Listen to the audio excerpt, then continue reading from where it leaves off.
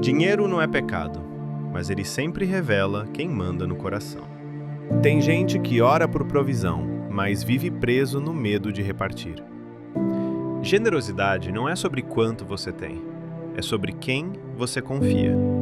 Quando eu entendo que tudo é dele, eu paro de acumular por ansiedade e começo a semear por fé. Hoje, vamos alinhar finanças com o reino. Generosidade e finanças. Caso você não saiba do que se trata o projeto de vida, eu vou tentar resumir aqui. No início de ano é tradicional, as pessoas fazem suas metas, escrevem seus objetivos e sonhos para o novo ano que está se iniciando. E se aproveitando desse movimento natural, nós fazemos o projeto de vida, não é? Que consiste basicamente em todo o período de janeiro, os 4 domingos principalmente, palavras com temas importantes que vão nos guiar em sabedoria, não é? Trazendo direção para a tomada de decisões, não é? Metas e objetivos de 2026. Né?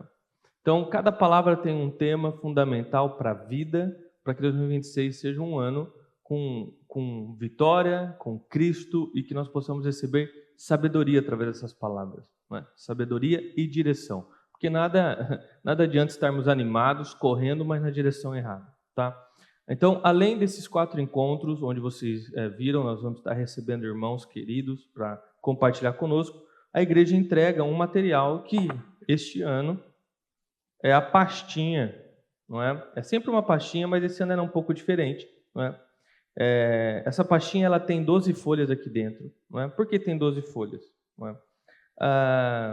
Eu comprei essa pastinha do pessoal da Quadrangular aqui de Charqueada. Eles estavam com excesso de material, então eles estavam vendendo e o preço estava maravilhoso. Então, ao invés de fazer a nossa, né, que ia ficar mais caro e tal, se pode economizar, né, irmão? Já é uma sabedoria, né, para iniciar o ano, né? Economizando, não é verdade? Então, nós economizamos comprando o material que já estava pronto lá. E lá eles são muito animados, algo que eu não sou tanto, sabe? Então, eles fazem 12 dias seguidos, não é?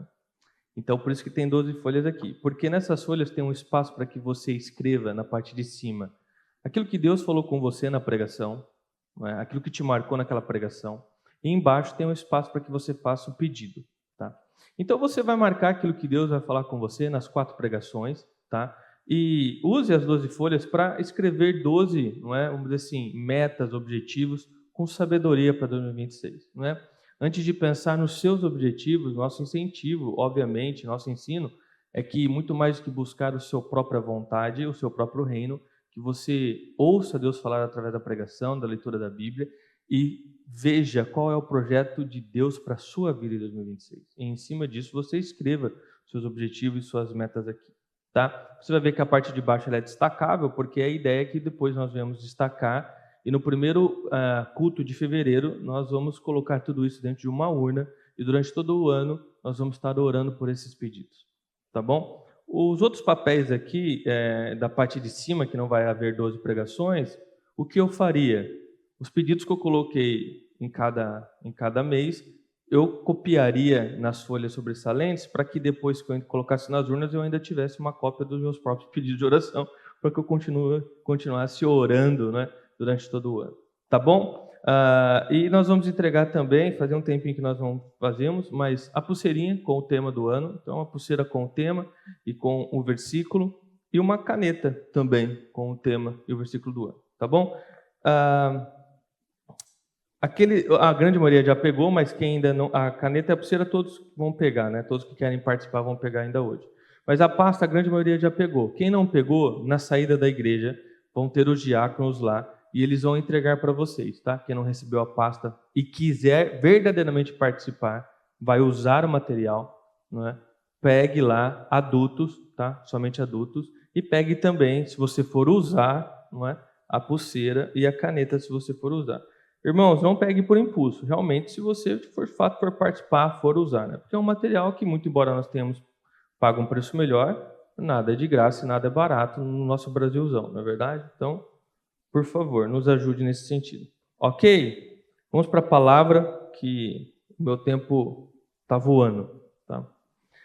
Então, oficialmente nós iniciamos o Projeto de Vida 2026 e eu queria começar por um dos aspectos que mais tem decidido as nossas vidas, não é? Sem nós percebermos, que é o dinheiro, tá? Que é o dinheiro. O dinheiro ele não é apenas uma nota, não é uma coisa inanimada ou um número numa tela. O dinheiro é algo que mexe profundamente em nossas vidas, algo que mexe com nossos medos, com as nossas esperanças, que cria ansiedade, que derruba casamentos, que mexe com o nosso senso de valor, de identidade e dignidade, não é? Talvez você até diga que você deseja que Deus esteja em primeiro lugar na tua vida, mas vive como se tudo dependesse do quanto de dinheiro você tem no bolso ou no banco, não é? Se nós queremos avançar 2026, não é? Com Deus, não vai ser possível avançar com Deus se você estiver carregando um falso Deus dentro do seu bolso, tá? E hoje nós vamos refletir em Lucas capítulo 18, onde Jesus ele vai diretamente nesse ponto, na famosa história, não é? Conhecida por a grande maioria de todos nós, que é a história do jovem rico, não é?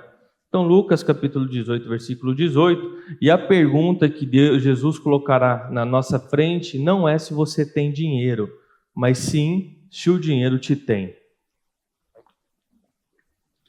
Então, vamos ler juntos aí Lucas capítulo 18, nós vamos ler do versículo 18 ao versículo 25. Lucas 18, 18. Vamos lá? Quem tiver sem a Bíblia, etc., pode acompanhar pelo projetor. Vou pedir quem tiver no projetor ir passando para mim enquanto eu leio, por favor. Certa vez, um homem de alta posição perguntou a Jesus. Este homem é o jovem, tá? Nos outros evangelhos traz também a informação de que ele era um jovem. Um certo homem, jovem, de alta posição, perguntou a Jesus: Bom mestre, o que devo fazer para herdar a vida eterna? Por que você me chama de bom? Perguntou Jesus. Apenas Deus é verdadeiramente bom. Você conhece os mandamentos: não cometa adultério, não mate, não roube, não dê falso testemunho, honre seu pai e sua mãe. O homem respondeu: Tenho obedecido a todos estes mandamentos desde a juventude.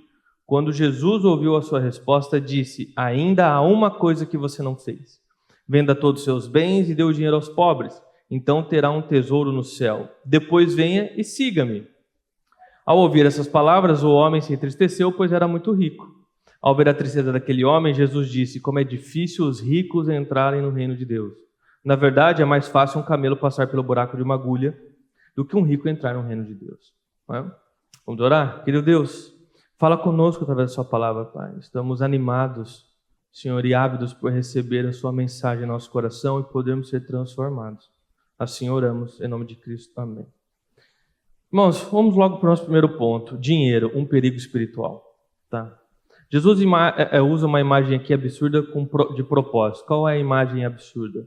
É mais fácil um camelo passar pelo buraco de uma agulha do que um rico entrar no reino dos céus. Jesus não está dizendo isso querendo supor que todos os ricos, aqueles que têm dinheiro, estão automaticamente condenados.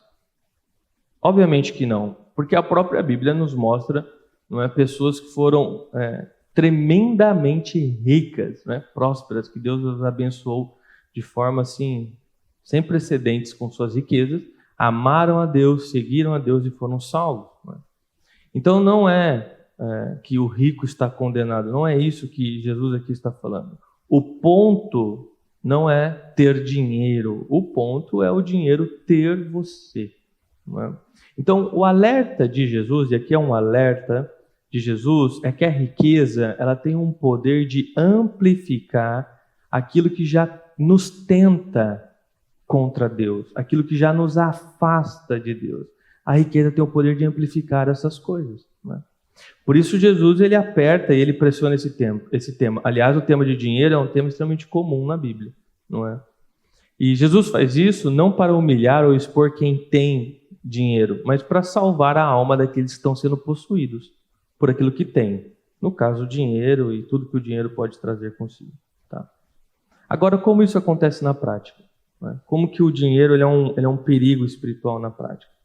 Eu quero mostrar 3 formas bíblicas bem concretas e práticas para vocês de como o dinheiro pode envenenar nossos corações e amplificar a nossa fuga de Deus, nos fazendo não é? Literalmente perder a salvação e se afastar de Deus, se tornando, obviamente, então, um perigo espiritual. Tá?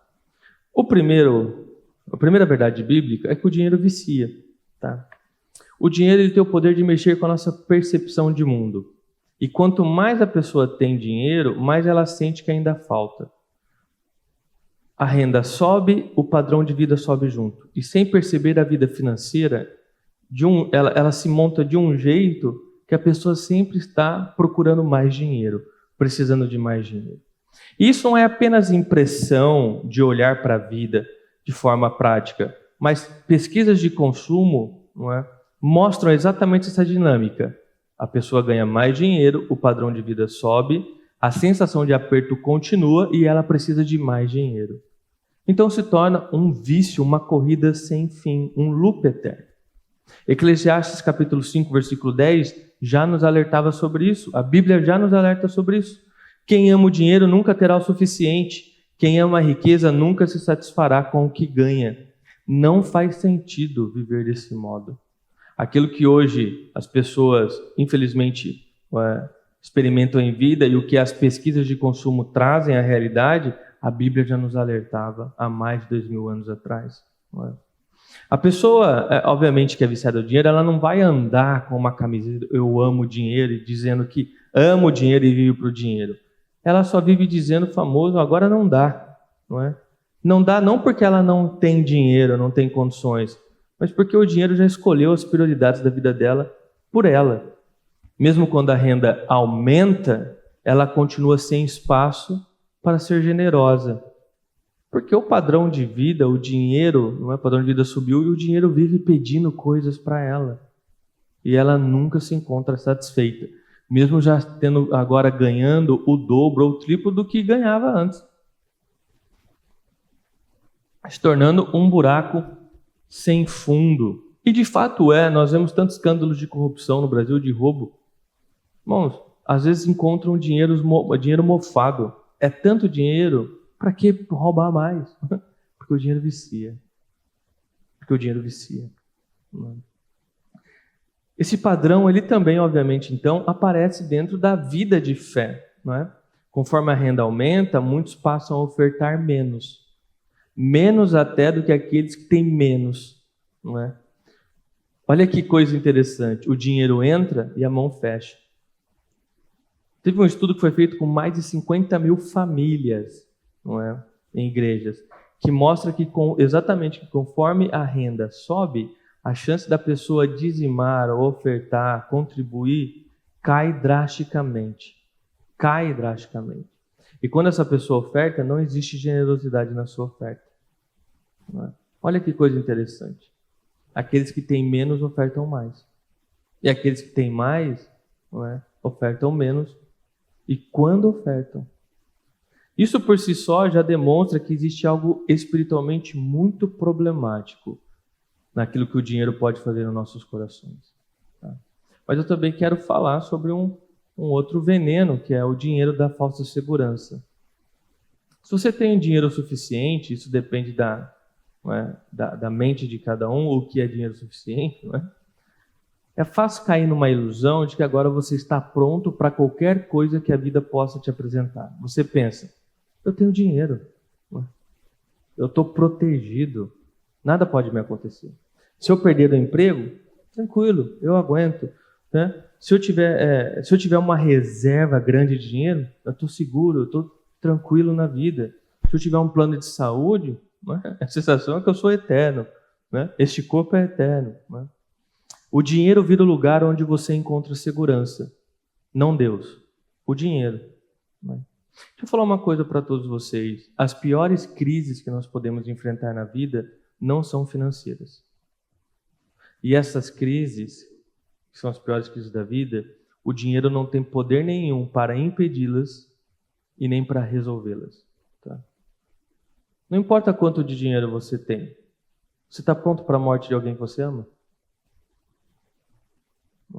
Você está pronto para enfrentar uma doença debilitante? Você está pronto para uma traição no seu casamento? Muito provavelmente não. Né? Porque o dinheiro não te capacita a enfrentar essas coisas e tantas outras. O que te capacita de fato a enfrentar essas verdadeiras crises na vida é relacionamento com Deus, é maturidade espiritual, é uma força sobrenatural que somente Deus tem para nós. Não é? Então veja, o dinheiro te dá uma falsa sensação de segurança, mas ninguém está seguro se não estiver em Deus. E o terceiro veneno é que o dinheiro infla nosso ego. Poucas coisas alimentam o nosso ego como dar certo na vida financeiramente. Não é? Ganhar dinheiro pode significar que de fato você é muito competente em uma área, mas seu coração, que é egoísta, que está com o ego inflado, rapidamente entende e diz: eu sou bom, eu sou muito bom, eu sou bom em tudo. Por isso que quem geralmente tem muito dinheiro, não é uma regra, mas geralmente é a pessoa que olha todo mundo de cima para baixo. Porque a verdade é que aquela pessoa ela é muito boa em uma área, ela é competente em uma área, mas ela realmente acredita que ela é melhor do que todo mundo em tudo. Não é verdade? E quando o nosso ego cresce, morre algo dentro de nós, que é o arrependimento. Aquela prontidão de reconhecer seus erros, de dizer de pedir perdão, dizer eu errei, de depender de Deus, de enxergar uma necessidade de Deus. Por isso que Jesus diz sobre o risco do rico de não entrar no reino dos céus. Não porque Deus odeia quem tem mais dinheiro, como eu acabei de dizer, Deus ele prosperou e prospera muitos dos seus filhos de forma sobrenatural, não é? Mas porque o dinheiro pode convencer a pessoa, o coração daquela pessoa, de uma mentira fatal.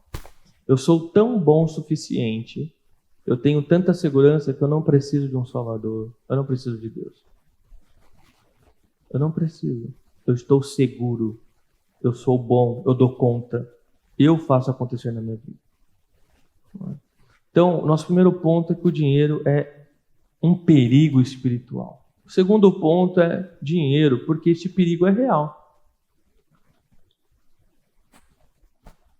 Eu acabei agora de falar 3 venenos que o dinheiro coloca no nosso coração. O primeiro é que o dinheiro vicia, ou seja, ele nunca é suficiente. E quando ele vicia, ele vai produzir os outros 2 venenos, que é uma falsa segurança, ou seja, eu estou pronto para qualquer coisa, não é? E o ego inflado, que é eu sou muito bom, eu sou muito bom. Agora eu quero te mostrar esses venenos aparecendo na conversa deste jovem rico com Jesus, que nós acabamos de ler. E aqui eu preciso que você preste muita atenção, porque se você perder uma linha aqui, você não vai compreender exatamente aquilo que Jesus está nos ensinando. Não é? Então, o versículo 18 começa: Bom mestre, o que devo fazer para herdar a vida eterna? Você percebe aqui o tom? Não é Deus tem misericórdia de mim, reconheço que sou falho, preciso do Senhor. Não é? É mais sobre, me diz o que eu tenho que fazer que eu resolvo. O que eu preciso fazer? Não é? Manda no peito aqui que eu rebato. Não é? Isso é a cara da falsa segurança e do ego inflado que o dinheiro costuma alimentar nas pessoas. Não é? Eu tenho recurso, eu tenho controle, eu dou conta. Não é? Isso aqui está mais para uma negociação. Me dá a lista, me fala o preço, eu tenho dinheiro para pagar. Não é? Percebe o tom como esse jovem aborda Jesus? Jesus responde: apenas Deus é verdadeiramente bom. Não é? Porque Jesus percebeu aqui o tom, Jesus percebeu a dinâmica que o jovem trouxe. E logo de cara Jesus corta pela raiz essa ideia de que a salvação pode ser comprada ou merecida porque você é muito bom. Jesus corta e fala: ó, não é? Vida eterna não é prêmio de desempenho e não pode ser comprada, né? Diante de Deus você não é bom coisa nenhuma e seu dinheiro não vale nada como moeda de salvação. Então Jesus, ele é, na minha leitura, ele é bem mesmo direto e seco. Ó, você não é bom e seu dinheiro não vale nada.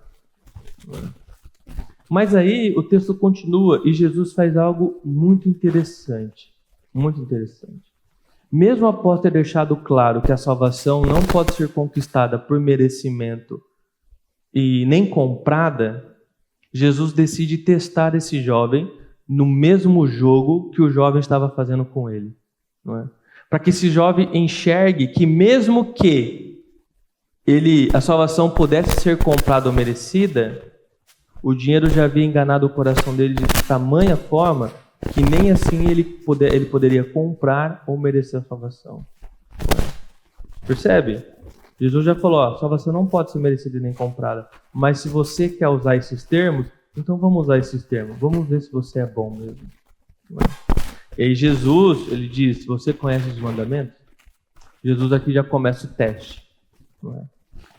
Se você acha que merece e que pode comprar salvação, vamos ver então o quanto você pode.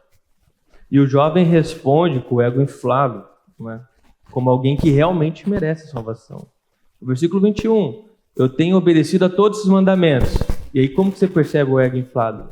Desde a minha juventude. Ou seja, isso aí, filho, desde criança. O pai aqui é desde criança que eu faço essas coisas. Isso daí é fácil. Isso aí é fácil. Não é? Viu? Eu sou bom. Agora me entrega a vida eterna. E o teste de Jesus já chega ao final. É um teste rápido, mas suficiente para revelar a triste realidade que aquele jovem tem vivido. E Jesus responde com ele, ainda falta uma coisa para você. Vende tudo que você tem, dê aos pobres e me siga. Jesus não mudou de assunto aqui. O que Jesus está fazendo é falando o primeiro mandamento. Jesus perguntou, você conhece os mandamentos? E ele citou alguns mandamentos. O jovem respondeu, esses aí eu conheço. E eu faço da minha juventude. E Cristo fala, não, tem um que você não faz. Que é o primeiro mandamento. Qual é o primeiro mandamento, irmãos? Não terá ou irá fazer imagens. Não terá outros deuses diante de mim. Você está falando que é bom, que dá conta, mas vamos ver quem manda de verdade aí dentro. Se Deus é Deus na sua vida, você solta. Se você não soltar, é porque já tem outro Deus aí dentro. E adivinha qual é? Seu dinheiro. Tem uma questão que precisa ficar muito clara aqui. Nunca foi sobre o dinheiro. Jesus não estava atrás de ofertas. Jesus estava atrás do coração daquele jovem. O vende tudo não é porque Jesus precisava do dinheiro. Era porque era o único jeito de, na prática, tirar o amor ao dinheiro da sombra e colocar na luz. Colocar na luz. Expor o vício no dinheiro. E Jesus então puxa a corda dessa cortina para mostrar para aquele jovem e para todos que estavam ali de forma prática. Olha quem manda na vida dele. Olha quem manda na vida dele. E o jovem então ele dá uma resposta. Qual é? Silêncio. A resposta dele é um silêncio. Provavelmente aquele engolir seco. Porque ele não passou no teste. Mesmo Jesus fazendo o teste, as próprias regras que o jovem queria, que era merecimento e condição de pagar. Que é o versículo 23. Ao ouvir isso, ele se entristeceu, porque ele era muito rico. Então, na hora do vamos ver, apareceu a verdade. Ele era viciado em dinheiro. Por isso estava apoiado numa falsa segurança. E teve que encarar a realidade que ele não era tão bom quanto o seu ego inflado dizia para ele que ele era. E por isso ele ficou triste. Ficou triste porque percebeu que era escravo. E preste atenção, no fim, ele protegeu aquilo que ele mais amava. Ele virou as costas para o verdadeiro Deus, para não perder o seu verdadeiro dono. Quero dinheiro. Quero dinheiro. Por que Jesus teve que fazer dessa forma? Porque o amor ao dinheiro, irmãos, é um pecado que sabe se esconder muito bem. Ele se disfarça de prudência, de responsabilidade. E a pessoa se justifica que ela está sendo apenas sensata, responsável, mas a verdade é que o dinheiro vai amarrando o coração dessa pessoa até ela não conseguir mais se soltar. E agora não é mais sobre ela ter dinheiro, é sobre o dinheiro ter a vida dela. Talvez você esteja ouvindo isso e pensando, isso não é comigo, eu não estou viciado em dinheiro. Cuidado, o jovem rico também achava que estava bem. Ele achava que estava bem. Então preste atenção, o dinheiro, o grande problema do dinheiro é que ele quer ser mais do que uma ferramenta, ele quer ser o seu salvador. E quando isso acontece, ele vira um falso Deus silencioso. E sem perceber, você perde a sua salvação, mesmo tendo se encontrado com o verdadeiro Deus. O dinheiro é um perigo espiritualmente falando. Pode fazer você perder a sua salvação. Não é? Como escapar desse perigo? Como escapar do poder do dinheiro? Você só escapa do poder do dinheiro olhando para o jovem rico. Mas não o que foi embora triste. Talvez você não tenha percebido, mas tem 2 jovens ricos nessa história. O primeiro é esse que se encontra com Jesus, mas não consegue soltar o dinheiro. Porque o dinheiro não era uma ferramenta, era o seu Deus. Mas existe outro jovem rico aqui. Talvez você já tenha lido essa história ou ouvido ela centenas de vezes e você nunca percebeu e talvez nunca ninguém te ensinou. Quem é o outro jovem rico? Jesus. Ele também era jovem e ele era rico. Ele fez o oposto. Jesus tinha riqueza, a maior de todas. Ele tinha glória, honra, céu. Mas ele abriu mão de toda a riqueza dele para morrer por nós.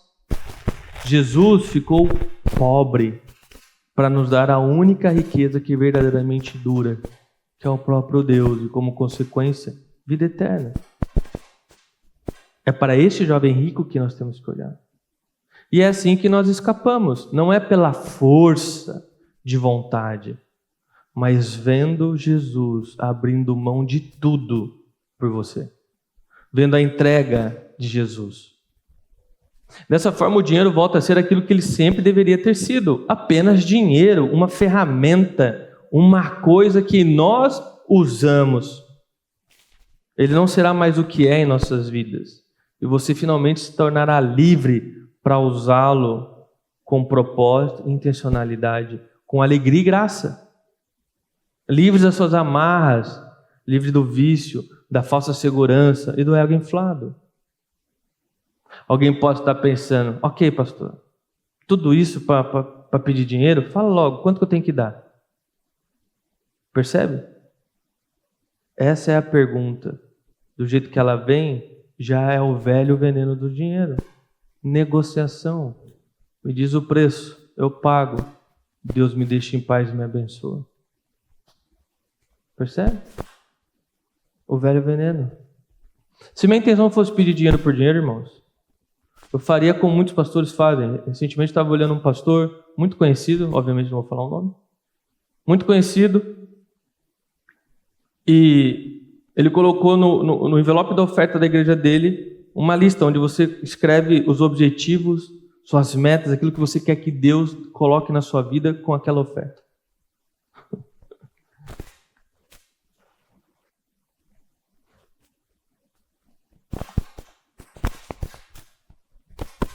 Quando eu olhei aquilo, uma igreja, eu olhei aquilo porque eu estava assistindo, eu falei, eu quero aprender algo.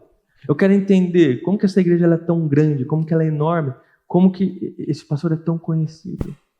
E eu entendi.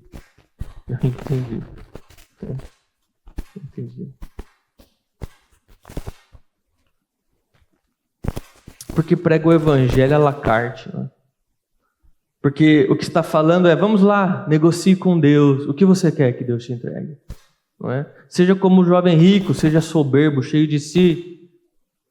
Não é? Agrade o verdadeiro Deus do seu coração, o dinheiro. E use o verdadeiro Deus para trazer aquilo que o dinheiro quer na sua vida. Vamos, oferte.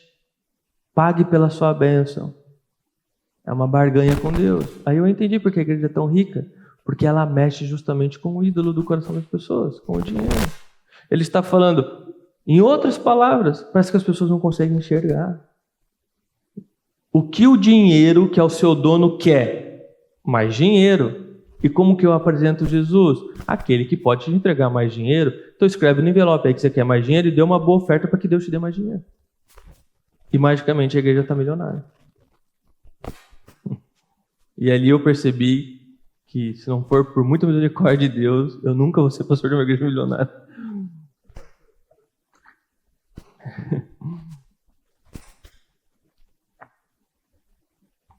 Irmãos, eu não quero te ensinar a usar Deus. Eu quero te ajudar a voltar para Deus. É diferente. Eu não quero uma igreja que oferta por pressão, superstição, pelos ídolos do seu coração. Eu quero uma igreja que oferta de forma generosa porque é livre, porque é liberta, porque encontrou a liberdade em Cristo, não é? Então, antes de você perguntar quanto eu tenho que dar, a pergunta mais séria é: por que eu não dou? Por que eu não contribuo? Por que eu não oferto? Por que eu não dizimo? Não é? Se você já contribui, a pergunta é: se você pode ser mais generoso, por que eu não sou? Percebe? É sobre o coração. Por que você não quer soltar mais? O que você está protegendo? O que você acha que vai perder em obedecer a Deus? O que está dominando seu coração? Eu quero falar isso de forma muito clara. Talvez eu nunca tenha sido claro o suficiente sobre isso aqui na igreja. Não é?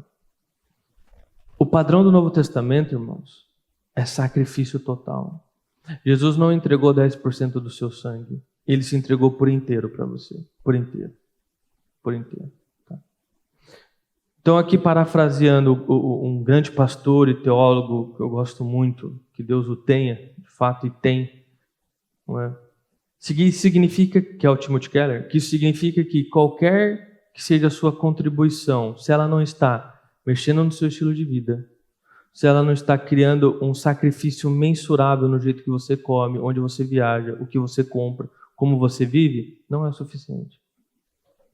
Não é suficiente. Porque, de forma geral, irmãos, nós estamos acostumados a ofertar aquilo que sobra, aquilo que não faz falta. Ah, sobrou, não faz falta, não preciso mudar nada. Isso aqui é sobra, literalmente sobra. Oferta isso aí, oferta isso aí. Essa atitude só denuncia o nível de entrega do seu coração. Só denuncia a prioridade que você dá para o reino, para as coisas de Deus. E é incrível como nós somos cara de pau, né? Ao mesmo tempo que nós ofertamos o que sobra, o que tanto faz, tanto fez, não preciso deixar de comer uma pizza no meio, porque eu não estou sendo generoso, eu estou só dando aquilo que não me faz falta. Eu quero que Deus se entregue por inteiro para mim. Eu quero que Deus entregue todas as coisas para mim, por inteiro. Por inteiro. Uma coisa que me irrita muito na vida cristã é a falta de coerência. Eu acho assim, se você não quer se entregar inteiro para Cristo, por que você deseja que Deus se entregue inteiro para você? De novo, não é sobre oferta, é sobre coração. A oferta é só um termômetro, ela só denuncia o seu coração. A oferta só denuncia o seu coração. Por isso que, geralmente, quando eu falo de ofertas aqui, eu deixo isso muito claro, não é sobre a oferta, e a oferta tem que ser feita com o coração alegre. Por quê? Porque o coração é o termômetro. A oferta só denuncia o coração. A forma como você lida com o dinheiro, se você oferta, se você é generoso na oferta, só demonstra o teu coração diante de Deus. É só um termômetro. É o teste que Jesus fez com o jovem rico. E é o seguinte, se Deus fizesse esse teste conosco, nós passaríamos também? Ou nós se entristeceríamos porque nós temos muito dinheiro, o dinheiro é onde eu encontro minha segurança. Eu não vou entregar para o Senhor meu dinheiro. Como se não fosse Deus o verdadeiro mantenedor da nossa própria vida. E Ele, a começar pelo ar que respiramos, foi entregue por Ele. Agimos como donos, cheios de si. Não, o dinheiro é meu, eu sou capaz. Irmãos, pré-requisito para ser cristão é que eu entreguei tudo que eu tenho, tudo que eu sou de Cristo. Eu reconheço Deus é meu provedor, Ele é minha segurança. Ele me entregou o que eu tenho e Ele não me deixará faltar coisa alguma. Porque essas preocupações ocupam a mente daqueles que não têm Deus. Mas seus filhos, olhem para os pássaros do campo.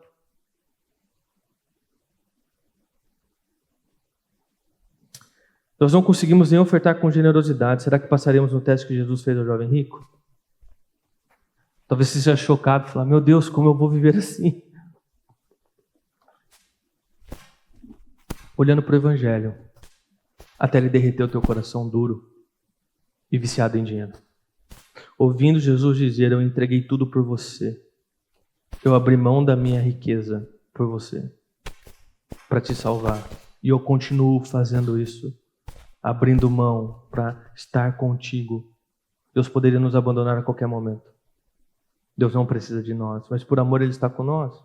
E deixando essa verdade impactar nossas vidas, Deus se entregou por inteiro para mim. A minha resposta é me entregar por inteiro para Ele. Então não é sobre dinheiro, é sobre coração. O dinheiro só denuncia onde está teu coração.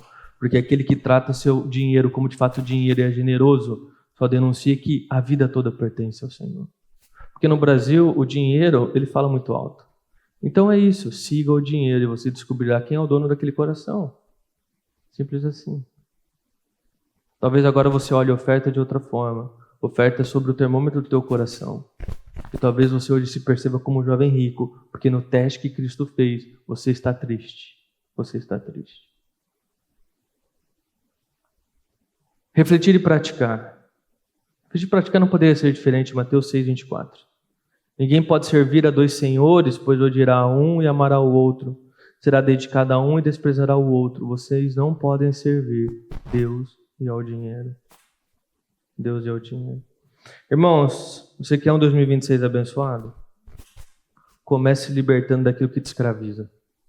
E talvez na tua vida o dinheiro tenha te escravizado. E não dá para viver um 2026 abençoado por Deus, entregando nossa vida com Deus, se você está carregando um falso Deus no seu bolso. A Bíblia é muito clara, não dá para servir dois senhores. Então, há necessidade de se posicionar. Quem de fato você irá servir? O Deus que criou os céus e a terra? Ou um falso Deus que é o dinheiro?